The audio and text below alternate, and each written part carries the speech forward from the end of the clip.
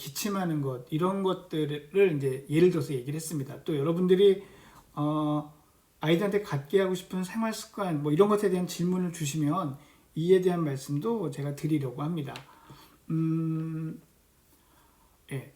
자, 그 다음에 친밀감을 강화하는 것. 예. 친밀감을 강화하는 것도 이렇게 딱 붙어 있는 시기에 정말 하기 좋은 그런 기회라고 생각을 하거든요.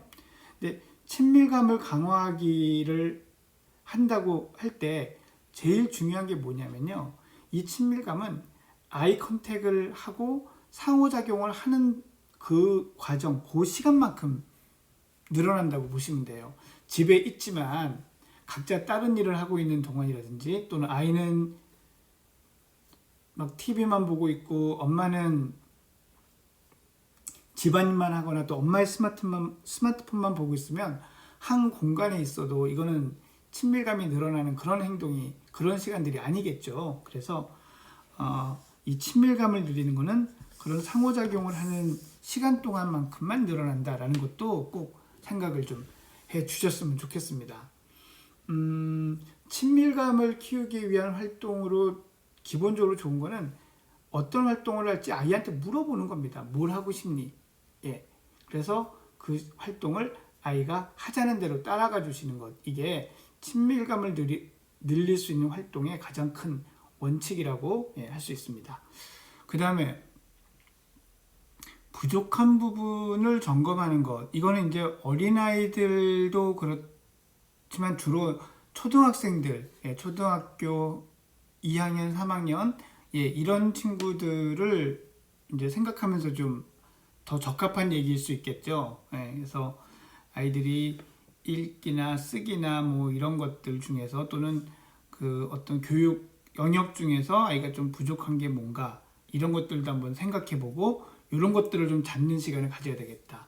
이렇게 테마를 잡는 게 중요합니다. 이 시간을 버텨내는 것도 중요하지만 아이가 학교를 안 가는데 이 아이를 학교를 다니는 것처럼 막 그렇게 뭐 시간표를 막 빡빡하게 해서 돌리는 것도 가능하지도 않고요. 저는 그게 바람직한가라는 생각도 듭니다. 그래서 그것도 별로 현실적이지 않고 그렇다고 그냥 그래 뭐 기왕 이렇게 된 거 뭐 쉬어라라고 하기에는 일주일도 아깝지만 이게 2주 3주 갈 수도 있는 거고 이러고 나서 학교에 가면은 또 갑자기 막 진도가 빨리 나가게 될 수도 있으니까 그런 거에 뭐 내용을 못 따라간다는 것보다는 아이가 너무 준비가 안 돼 있다가 가게 되면 이게 상황이 너무 바뀌니까요. 그래서 그런 또 워밍업도 좀 해야 되고 하는 면이 있어서 이 시간들을 좀 그 슬기롭게 잘 보내야 할 거다라는 생각은 저도 하고 있습니다.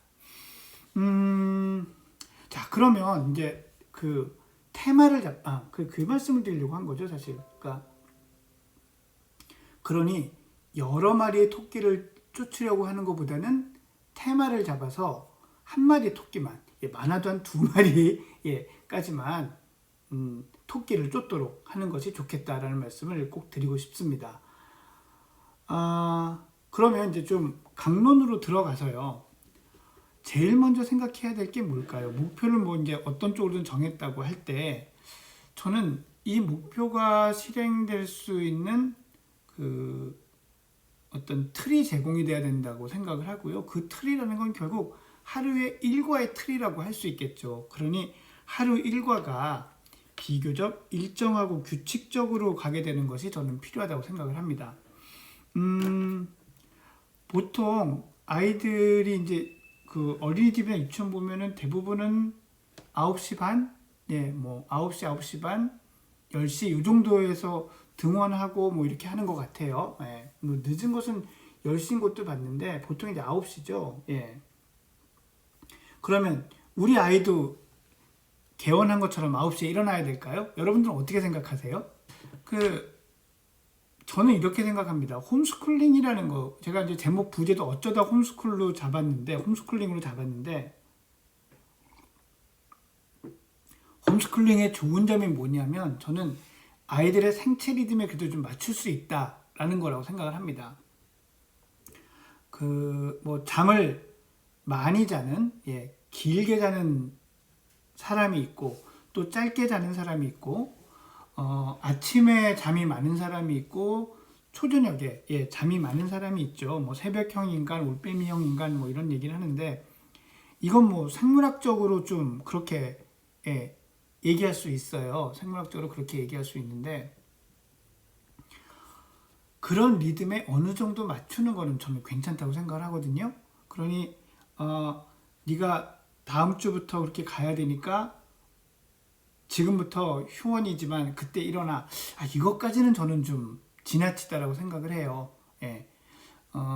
하지만 방학 때 그냥 늘어져서 푹 자던 거라면 조금 줄여서 이제 등원을 하면 가야 되는 시간에 좀 더 가깝게 자면 좋겠죠. 하지만 중요한 건 어쨌건 30분이든 1시간이든 뭐 어떻게 땡기든 간에 일정한 시간이 중요한 것 같아요.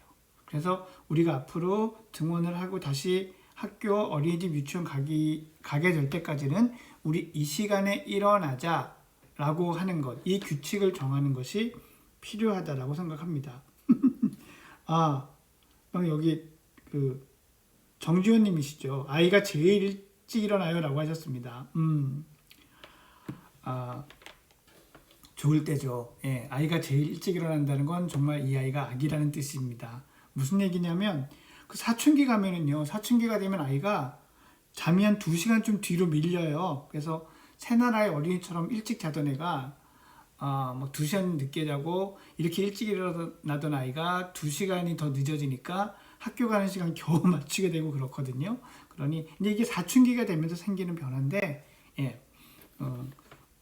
어머님 말씀 정지현님 얘기 보니까 되게 귀엽다라는 생각이 아이가 모습이 떠올라서 한번 또 빙긋이 웃어봤습니다.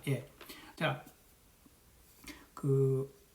아이가 제일 먼저 일어나서 그럼 그 시간에 맞춰 일어나야 하느냐? 뭐 꼭 그렇진 않습니다. 왜냐하면 이렇게 집에서 아이를 혼자 계속 보게 되면 분명히 아이가 잔 다음에 어머니가 일을 하거나 뭔가 준비를 해야 되는 시간이 생길 수밖에 없거든요.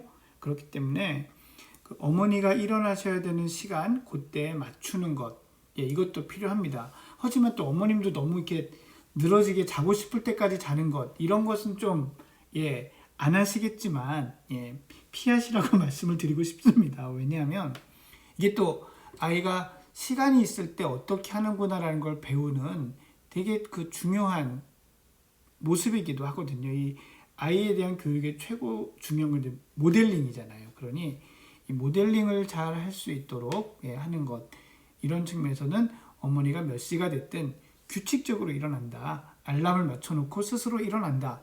이런 느낌을 좀 주는 것이 저는 더 좋지 않나 생각을 합니다. 그래서 이제 일정한 시간에 일어났습니다. 그래서 일정한 시간에 일어나면은 무엇을 할까요? 그거는 뭐 어린이집에 가든 안 가든 똑같겠죠. 일어나서 세수하고 양치질하고 아침 식사하고 뭐 이런 것들을 할 겁니다. 그것은 뭐 똑같이 일관되게 일상적으로 해주시면 될 거고요. 그죠? 그 다음에 무엇을 할지, 언제 무엇을 할지 이런 것을 결정하는 게 중요해요. 그래서 이거를 뭐 오늘은 여러분들이 아침을 어떻게 맞이하셨는지 모르겠는데 오늘 저녁이나 오후쯤에 아이한테 내일 일정을 미리 이야기를 해주는 게 좋습니다. 그래서 내일은 일어나서 몇 시쯤에 무엇을 할 거다. 어떤 걸 시작을 할 거다. 근데 그 시간 괜찮아? 너는 어떻게 했으면 좋겠어? 라고 상의하고 물어보는 것이 필요해요. 물론 아이가 시계를 정확하게 보지는 못하겠지만 그래도 숫자를 읽을 수 있는 아이는 요즘은 이제 동그란 그런 시계보다 집에 이제 디지털 시계가 있는 경우도 많고 스마트폰에 있는 시계도 있는 경우가 많으니까 그 숫자가 되면 또는 이제 엄마가 일어나서 타이머를 맞춰놓고 따르릉 소리가 울리면 이렇게 이제 시작을 하는 거다라는 것을 미리 알려주는 게 좋습니다. 미리 알려줘도 전날 저녁에 알려주고 그 다음날 아침에 또 알려주고 그 시간 되면 또 알려주고 이렇게 여러 번 얘기를 해줘야 된다는 거는 아마 다 알고 계시리라 생각을 합니다. 그러면 첫 액티비티, 첫 활동은 뭐가 좋을까요? 예. 물론 원칙은 아이가 흥미있어 하는 것입니다. 이게 대원칙인데 아이가 흥미있어 하는 게 꼭 하나라는 법은 없잖아요. 예. 근데 이것에 대한 힌트는 어머님들이 아이가 어린이집이나 유치원에 가면 제일 먼저 뭐 하니? 라고 물어보시면 힌트를 얻으실 수 있을 것 같아요. 제가 이렇게 쭉 어린이집에 사는 그 뭐라 그럴까요? 일일 계획표? 뭐 이런 것들을 좀 알아보고 들어보고 이렇게 보면요. 많은 경우에, 뭐 항상 그럴 수는 없겠지만, 많은 경우에 첫 활동, 첫 스케줄은 몸을 움직이는 활동적인 걸 합니다. 예. 그래서 집안에서 뭐 몸놀이로 할 수 있는 것이라든지 아니면은 몸을 움직여서 해야 되는 뭐 만들기나 종이접기나 블럭 쌓기나 이런 것들을 하는 것이 제일 처음에 할 수 있는 활동으로는 저는 권장을 하고 싶습니다. 왜냐하면 일단 아이가 그 시간에 일어났지만 그 시간에 아이의 머리가 꼭 맑을 거다 이렇게 볼 수는 없거든요. 아침에 머리가 제일 맑고 잘 돌아간다는 얘기는 잠이 다 깬 상태에서 공부하고 싶은 의지가 충만할 때의 얘기지. 뭐 그렇지 않을 때는 뭐 이게 별로 해당되지 않는 얘기라고 봐야 되거든요. 그러니까 아침에는 일단 첫 스케줄은 활동적인 것으로 하자. 활동적인 것 중에서 아이들에게 좀 선택을 해서 할 수 있는 것. 근데 그 활동이라는 게 꼭 공차고 뛰고 이런 것이 아니라 손으로 움직이고 블럭 쌓고 하는 것도 괜찮다라고 정리를 해보겠습니다. 아침에 일어나서 국민체조를 하시기도 하는군요.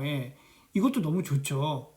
그 다 같이 음악에 맞춰서 구령에 맞춰서 국민체조 하는 것 되게 좋습니다. 근데 국민체조는 이제 길어야 10분이잖아요. 그러니까 이것만 가지고 이렇게 머리가 다 깨어났다 이렇게 할 수는 없으니까 첫 활동은 좀 그래도 이렇게 몸과 손으로 움직일 수 있는 그런 활동적인 거 그런 것들로 생각해 보셔도 좋을 것 같습니다.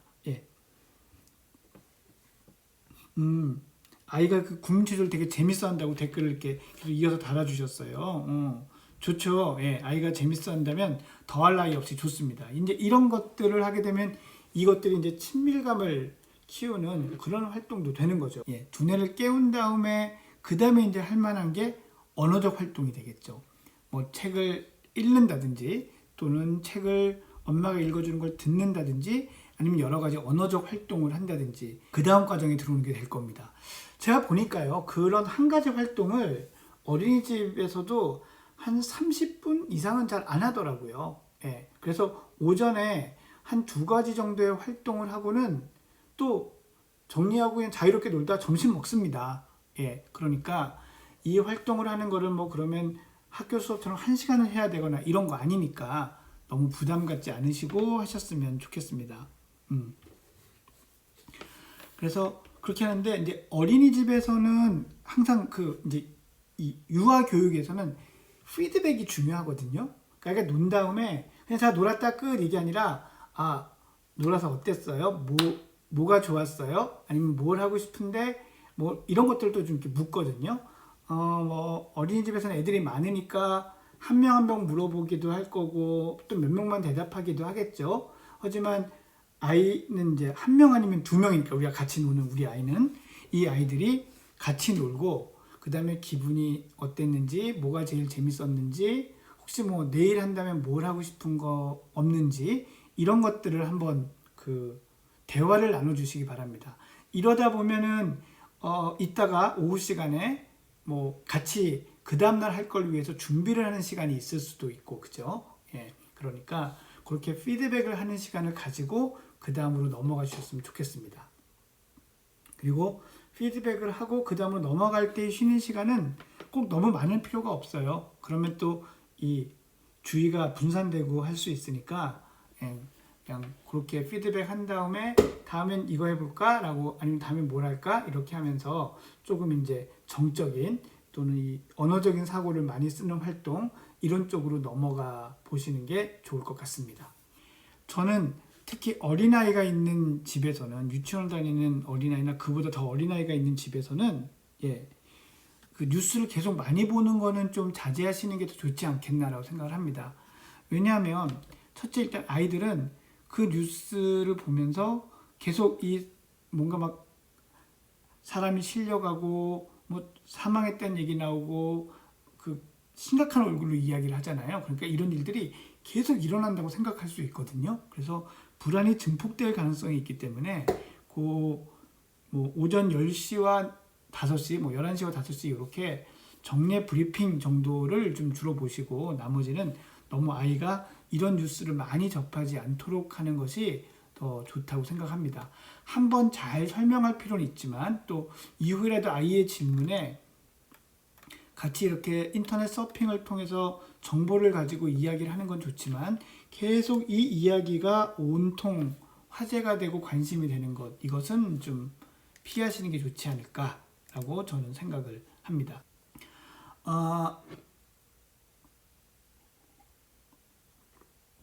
아이랑 놀아주는데 뭘 하고 놀까, 놀거리를 생각하고 뭔가 교육적인 걸 생각할 때 이런 걸 생각하시면 돼요. 언어적인 영역을 하나 생각하시고요. 그 다음에 소근육이나 대근육 활동, 꼭 운동이 아니어도 그런 걸 하나 생각을 하시면 되고, 그 다음엔 뭐 일종의 프로젝트죠. 집에 있으니까 우리 아이와 뭘 이렇게 재밌는 걸 할 수 있는, 우리 집에서 할 수 있는 게 뭐가 없을까? 이런 것들을 좀 생각을 하시고, 그 다음에 상호작용, 아까 제가 친밀감을 얘기를 했지만 얘랑 나랑 친하게 상호작용할 만한 게 뭐가 있을까? 이렇게 한 4가지 정도의 영역을 생각을 해주시면 기본적으로 아이와 집에서 이제 홈스쿨링이라는 측면에서 무엇을 해야 될지를 이 균형 있게 생각할 수는 있다라고 저는 말씀드리고 싶습니다.